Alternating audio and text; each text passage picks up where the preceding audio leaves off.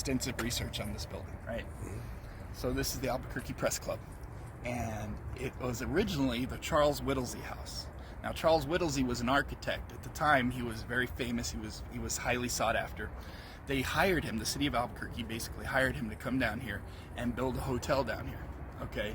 And off the top of my head, I'm forgetting the name of the hotel. I don't know why, but it was a huge, beautiful hotel. It became part of the chain of Harvey houses that dotted the railroad all the way through the west, from California all the way back to Arizona, New Mexico, Colorado, all the places, all the way Grand Canyon.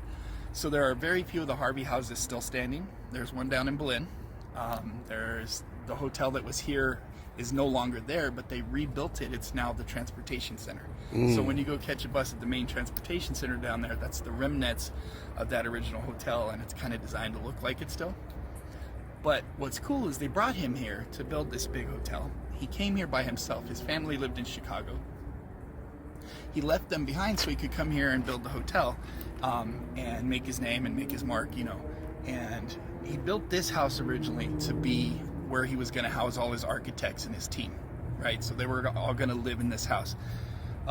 His family decided they didn't want to stay in Chicago by themselves anymore because he'd been here a while. So they said, we're coming down. So he converted it basically and rearranged it and made it into a home for his family. So they're the ones that came and lived here first. So the Whittlesey house now has been here since then, and it's beautiful. I'm going to show you it. It's an amazing building. What's cool, just one example of what's cool. In the day that when this was built, right, there was nothing here. None of this was here. Like, you could see the three volcanoes over there called the Three Sisters. They're off to the west there. You could see the mountains. I mean, it was basically an unbroken vista. The only thing nearby were a couple of these tuberculosis hospitals, the sanatoriums, right? Including the building right behind you, which is now a big fancy hotel, Hotel Park Central. That used to be a sanatorium as well. It eventually became a mental health sanitarium, and it was purported to be very haunted for a number of reasons. I'll tell you that story later. But when this house was bought, after the Whittlesey family moved out, it went through several owners, but the most famous was a lady named Mrs. M. Her first name was a traditionally male name, so everybody took to calling her Mrs. M because that was the first initial of her last married name. And I'll tell you more about her in a minute. She is the spirit most people think still haunt the place, and I will confirm that she does, because she has physically touched me on my shoulder, like poked me. She only seems to come around when she feels like people aren't taking care of the place or kind of like showing proper due, because she was a nurse at one of the sanatoriums right here, right? She came here with a patient. She was his care nurse. After he passed, she went to work at one of the hospitals. It was in walking distance from here. So every day she would walk from the Union Heights up to the hospital, and she had this suitor, and he really wanted to marry her, and he kept asking her and kept asking her, and she kept saying no. So eventually, one day, she said, all right, I will marry you if you buy me that house, right? Because she saw it every day, and she loved it. She's like, I want that house. So you buy me the house, I'll marry you. Well, he did. Wow. So they got married. It didn't last super long. They ended up getting divorced. His eye started wandering, and he went off with another lady and stuff. But she kept living here, and she kept the place up, and she put so much care into this place. She was really a big fan of like Asian artifacts and artwork and Native American artwork. So she filled the place with all this Asian and Native American artwork. She had additions built to it. Essentially, this park down here didn't used to be here. There actually used to be a big watering pond down here for the livestock. So it was like a big pond, and she had this place was huge, and it was such a popular destination spot for touring people that the brothers that founded the oh god, what's the big hospital on the East Coast? God, you got to be kidding me. I'll think of their name in a minute.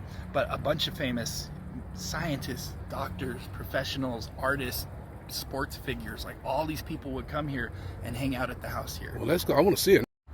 But I have pulled every single record, and I've studied every call for response from police, firefighters, everybody. So I know stories about this place that the people that own it don't. It's currently the Albuquerque Press Club. It was originally designed to be a meeting place for journalists. Nowadays you can join it under a lot of different auspices. Well, look at the sign here. Yeah. You get a close up of this.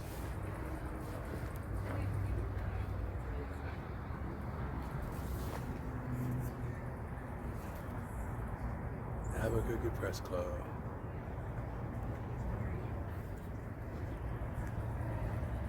All right, let's go, man. It was actually really cool because when I did the documentary on this place, I found records and stories that they didn't even know about. And they've got historians that do research on this place. They've done an extensive amount of work, and it's beautiful. Mrs. M actually wrote a book. Well, no, her daughter, I'm sorry, wrote a book about Mrs. M and her life here. But I actually found stories and documents that they didn't even know about, and I was able to share those with them, including two really cool ones I'll give you quickly. One, this one's a weird one. So there was a guy that died on this porch in 1962 because he decided to inject LSD into his veins. Not a great choice. So he overdosed right here on the porch. A more fun story is that one of the families that bought the house after Mrs. M, she eventually had to sell it because she eventually had to move to a smaller house. She couldn't keep it up anymore. So she got a little smaller house. Well, it went through a couple different owners. One of the families that owned it lived here, and their daughter stayed in one of the upstairs bedrooms, and she said every day she would look out at the mountains from her bedroom window. And that inspired her to become a skier. She ended up becoming the first captain of the first women's Olympic ski team in 1952 in Germany. Wow. And that was all because she lived in this house. That's crazy, man. So yeah, let me show you.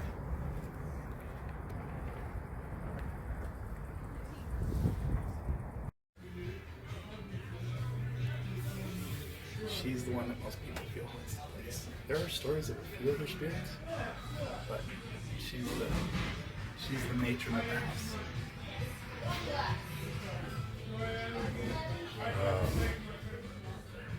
So I'll take you upstairs and show you that first.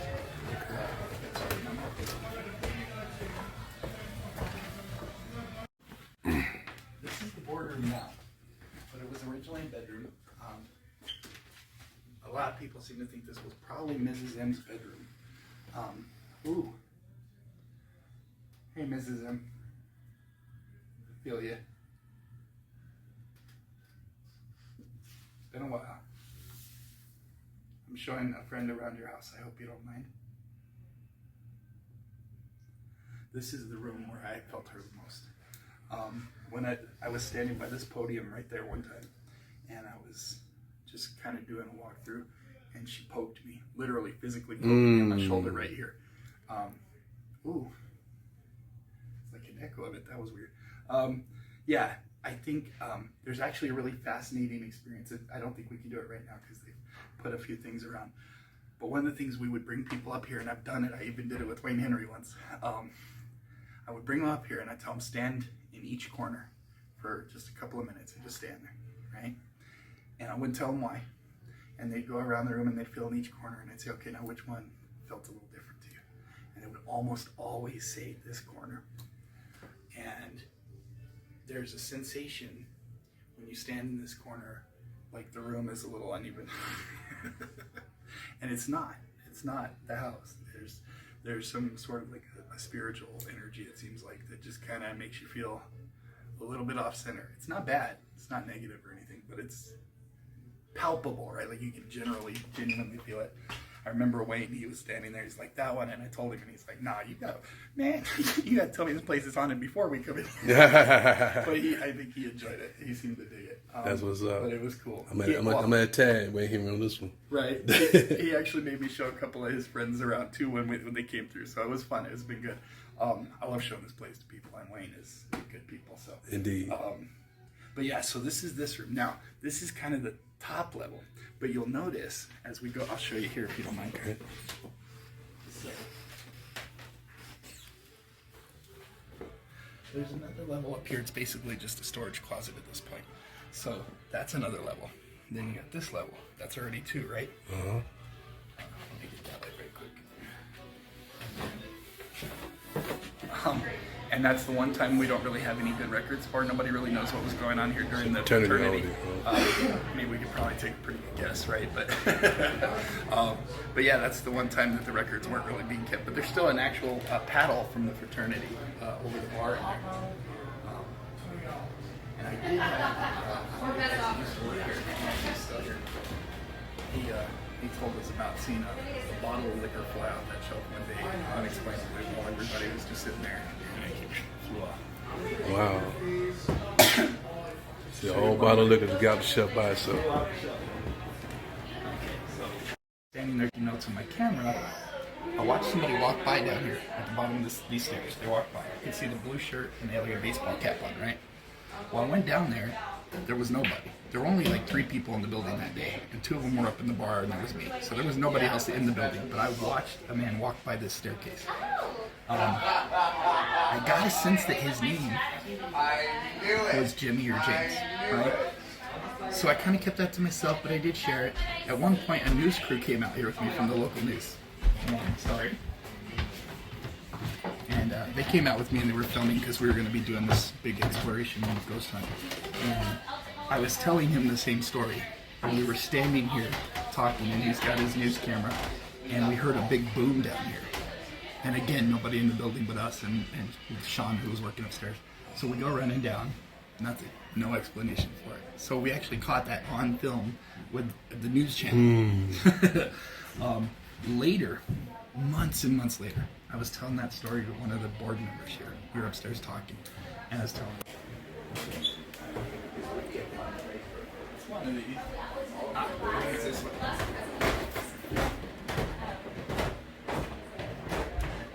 That album was a vinyl.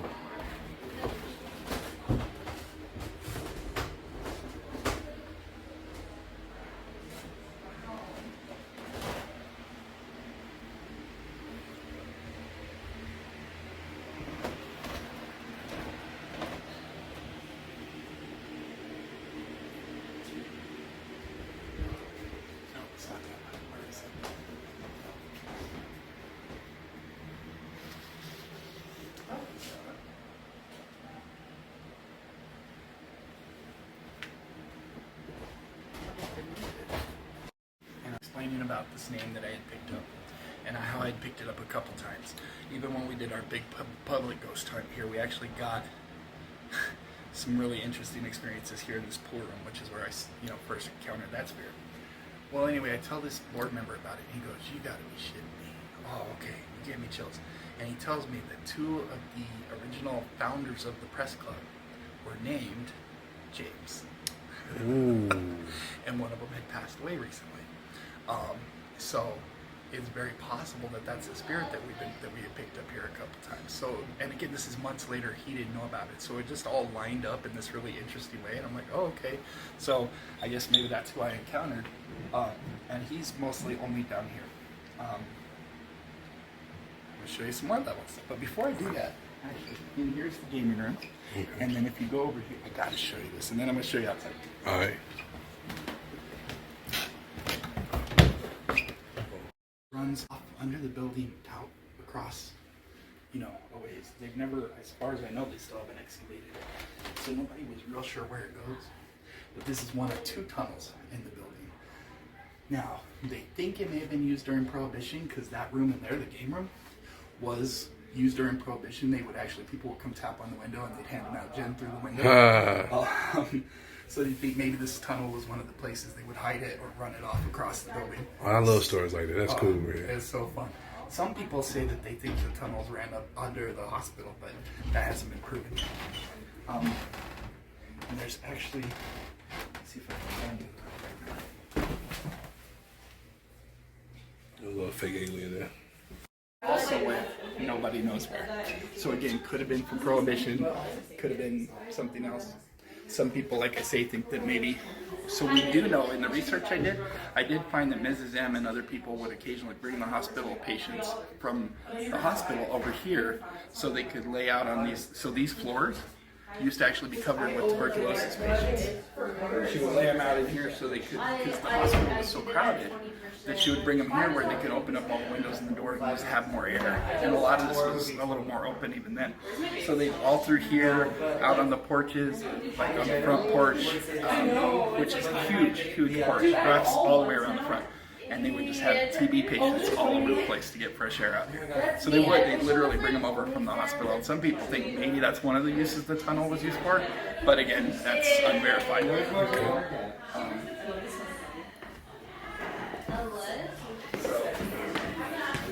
And then you see how we kind of came up and around. Yeah. And then there's the pool room again. Cool, man. So the levels are just kind of like. Yeah, it's crazy how they build it. I love it.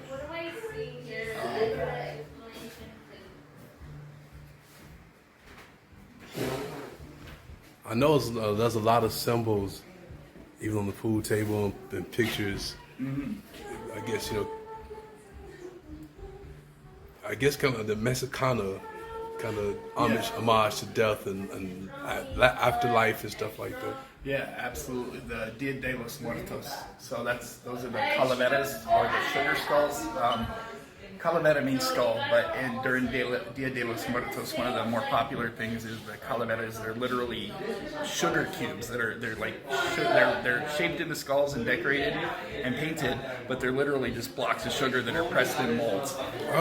So people will munch a bunch of sugar. But yeah, Dia de los Muertos is a big deal in New Mexico, and it's interesting because, of course, you have it in various different countries in different formats. But a lot of them use this thing during the Dia de los Muertos parades here. I'm going to forget the name of them right now, but there are these costumes. A lot of people will paint their faces, or they'll get costumed up, or they'll dress as Catrinas, which are like female skeletons with a big hat, or they'll dress as various different figures. But one of the things they'll do too is they'll be these like essentially 8-foot puppets that they wear, and they operate them from within. And they're amazing. They're beautiful. Just the craftsmanship is remarkable. So you'll see a lot of really fascinating artwork. But yeah, the skull and the skeletons are like a big part of the symbolism for that, because it's that idea of honoring and respecting the dead. So it definitely, Dia de los Muertos definitely influenced Halloween as we celebrate it.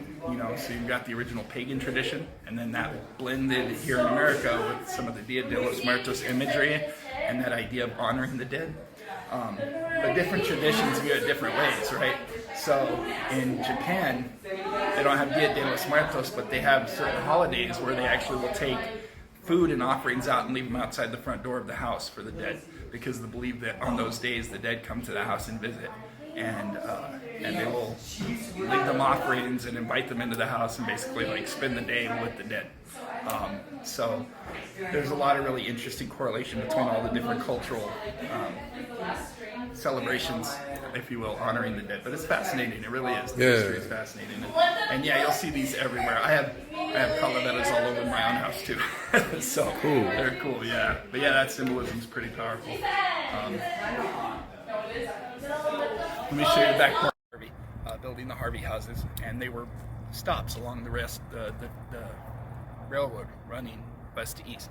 So he built this series of houses that they started calling Harvey houses. And basically they were really nice hotels, especially for the frontier in that era, right? But they were kind of meant to be upscale restaurants. So the idea This is like during the 1912s and stuff? Oh yeah, it was early 1912s, even a little bit before. So it was like hand in hand with that, and the railroad really as it was expanding. Yeah, that's that feel good. The Santa Fe Railroad especially. So he built these series of houses, and what they would do is they would hire these young girls. I think they had to be, if I remember right, they had to be between like 16 and 19 or something like that. So they had to be very specific age, and they had to meet his personal code of class, right? So they had to be, they had to present themselves a certain way, they had to carry themselves a certain way, speak a certain way, provide a certain kind of level of interaction with the guests, right? So the Harvey girls became very famous all along the Harvey girls. Yeah, they were huge. So you would go to the Harvey hotels, you'd get a really nice, fat, juicy steak. You'd get a nice room in a fancy hotel, especially for the time. Some of the Harvey houses were some of the first hotels to have like electricity and stuff like that, right? So he was always trying to keep upscaling. But the Harvey girls, they were the code of conduct was very specific, right? And they had to be pure. So they had to match his definition of purity as well. So if they got pregnant or messed around with any of the clientele and he found out about it, they'd get fired. And that was a shame, because not only did they get free room and board, but they made a salary that was substantial for the time. They made good money. They really did. I mean, so they messed up the bag. Yeah, so it was and that was part of it. You're going to lose a good job and your house, were your place to live, right? So that hotel that Whittlesey built became one of the Harvey houses. In fact, it became one of the largest, and it was known all throughout the West. several presidents would stop there at that hotel as part of their their politicking, their campaigning. They would stop and speak outside the hotel. FDR, I think, stopped there. I think Roosevelt stopped there, if I remember right. Not Roosevelt. Was it Roosevelt? No. But several of the presidents did. And they stop and give speeches and have a steak and shake hands and then get back on the train and head out, right? So it was like a pretty important historical stopping point, and then of course you add that all these people were coming in for the tuberculosis sanatoriums on the trains as well, and there was a lot of traffic. And so the Union Heights area around us was exploding, and downtown was exploding, and they were just trying to keep up with the population increases and everything. So it was pretty wild. I got a two-part question, man, yes. but it's going to tie in, man. Sure. So, and I'm a history buff, but what got you into, like, because you seem to be very knowledgeable, and I know we talked earlier about our love for history, but what got you into, like, really having this fascination with history? That's a great question. Just as a whole, not just history locally, but just as a whole, because you you're knowledgeable about a lot of stuff. Thank you. I love history. I think it's important. So I guess it's kind of two things. Like, part of it, I'll be honest, part of it is the paranormal. I've always been fascinated with the paranormal, with ghost stories and stories. And that's going to get to our next question, but okay. Okay. So, I'll come back to it too. But yeah, I mean, so part of it was studying that. And I know some people study the paranormal as this idea of, like, I want to know what comes next or whatever. I don't. I'm not trying to find that out. I want to know why people are still here. Why do some people stay and some people don't? So just not, I'm sorry to cut you off. No, so not just the history component by itself, but you love history as it kind of delves or make you want to delve more into the paranormal. Because that's my next question. Yeah. Not just history, but what got you into the paranormal? Absolutely. It's funny because I always want to have, like, a really good, it was this thing, but it really wasn't. Like, as long as I can remember, I'll put it to you this way. When I was in kindergarten, I learned to read, and I took to it really quickly, right? So by second grade, while people were reading, See Dick Run and See Dick, Watch Spot and all those kind of, like, age-appropriate books, I was literally reading every book on the paranormal I could find, and for some reason, all the presidential biographies. In kindergarten? In kindergarten. Oh, by wow. second grade, I was consuming stories of cryptids and aliens and you name it. So it just always kind of called to me. And I think part of it is that I love the idea of magic and the unexplained. I know there are things that we can't explain. Right. And absolutely. That's a beautiful thing, right? Because it means there's magic, there's mystery in the world. And I love that part of it. And that's kind of how history is. Like, history is a mystery too, right? Like, we're constantly thinking that we understand what happened here, but we know the history is written by the winners, right? So we know that we get these very specific narratives. And we find all the time, well, that's not quite true, and this is not quite true. So it's kind of like, I love the whole collective history of us as a society, and I do think that we're, that old adage about, like, you're doomed to repeat it if you don't learn it, right? Learn from it. I think that's true, but also, like, I genuinely want to know who people were, right? Like, they lived these lives that we can't imagine, where they were bartering, and they had to till the land and raise livestock and build their houses by hand, on a piece of land, or they came over from across the seas and they had to build lives here. The Irish, when they would come here, literally the only jobs they could get in most of the big cities, because they were lower class citizens, the number one job that Irish immigrants had when they came here to the ghettos is literally shoveling horse shit, moving horse shit by wheelbarrow and dumping it in piles elsewhere. Like, that was how they earned a living. Like, that's fucked up. But still not, that doesn't compare at all to the history of the Chinese or the African Americans or any of the, the slaves or any of that stuff that was going on. Like, I'm not comparing them. But it's interesting to see how, like, people's lives were impacted, coming here.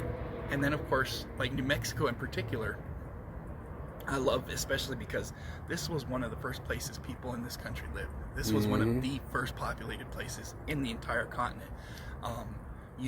And you read those histories. We had the only successful Pueblo revolt, the Indian Pueblo revolt, when they literally chased the Spanish out of the state successfully. They stayed away for several years before they came back. What's crazy, that fascinates me. We don't hear those stories, right? Not just from that, but even from a Nubian African American perspective. You don't hear the stories how the people, like, we're not gonna accept this and revolt. So to hear that as it relates to the inhabitants of New Mexico, like, nah, we're not gonna take you just coming in and try to force us to be a certain way, or take our land, or change who we are. So it's always refreshing to hear stories like that. That's why I love it, yeah, because I'm like, they did the thing, man, you know, like, and the Spanish were brutal to the natives when they got here. I mean, they were a lot of people. They definitely were. I mean, they were cutting their feet off, they were cutting their hair, which was a big spiritual mark, right? I mean, they were just humiliating and shaming them, and then of course forcing their own beliefs down their throats and all these other things. And like, I love all of those stories, and I love to think about the individual, right? Like, who was Joe who lived over here in this house? We don't know his story. We're gonna get like this big picture story of the area, or the colony, or the civilization, or the city, or the leaders, but we never get the stories of the people who lived the lives, you know? And that's what I'm fascinated by. I'm fascinated by the lives of the individuals. Like, if I go to Chicago, to this day, I go to Chicago, I'm not walking down Miracle Mile, you know what I mean? Right. I'm like over here in whatever ghetto I can find to go see if I can play basketball with somebody and talk to them about what's going on, what's it like to live here. Because you get the real. Yeah, exactly. Because I think that's what compels me, is I want to know people's experiences. I want to know what it's like to live somewhere. I want to know what it's like to struggle with certain things. Even now, I'll walk down the street and I'll look in windows of I don't mean like rubbing up on them, but like I'll kind of glance at windows. And I'm like, I wonder who lives there. And sometimes I'll make up a story just to entertain myself. You know, I would even have my kids do it sometimes. I'd be like, "Who lives there?" And they'd be like, they'd tell a whole story. You know, that's cool. I like fun. that. I'm going to use that, bro. Yeah, it was good. They came up with some great stories, and I don't know if they're true or not. Probably not, but it's just fascinating to think about those individual lives, right? Like, I don't know, I guess it's almost like poetry in a way. Like, every poem is an individual story, and history, I want to know the individual histories. I want to know why somebody lived in this house and what kept them here. Why did they keep coming back when you know it was hard, right? Or whatever. And I do, and I love the stories of I love stories of revolution. I love stories of people overcoming. I love stories of people just refusing to be changed. That's one of the big stories of New Mexico. People came here and they were fascinated by all these, especially the Hispanic women. They especially loved all the women running around in the bright, colorful dresses and the long legs and the long black hair and the singing and dancing and all this. It was fetishism, basically. Right. But they were fascinated by them. They couldn't get enough. So that was another part of the reason people were coming here so much, was this different culture. And that's a little gross, but I like the idea that I think we are all attracted to the unknown, right? Whether it's a paranormal, or an unknown culture, an unknown country, an unknown way of life. And I'm not saying we should get into fetishism and perpetuating like really weird stereotypes or any of that kind of stuff, obviously, but like this idea of wanting to know more about one another, though, I think is legit. That's important. Yeah. So if you can leave a message for anybody, and as it relates to just history and the unknown, man, what would you tell them? What would be your statement that you would leave as it relates to this to discovery and history and all that encompasses everything you just said? What would be like that tagline? Okay. That's interesting. I've never really thought of it that way. I guess I would say, learn everything you can and know that you'll never know it all. Very well put, my friend. Yeah. Man, thank you, my brother. Thank you so much. Absolutely. Yeah, that's that feel good.